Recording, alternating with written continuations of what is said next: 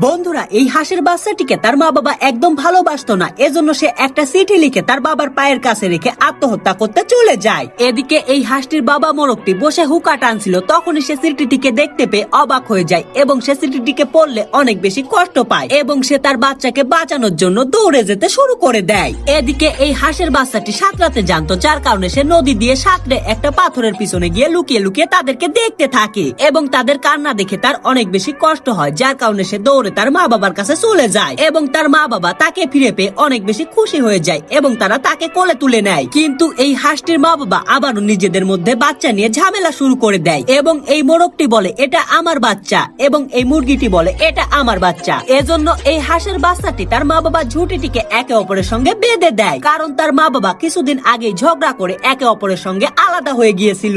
এজন্য এই হাঁসের বাচ্চাটি বুদ্ধি করে তার মা বাবাকে আবারও একে অপরের সঙ্গে মিলিয়ে দেয়।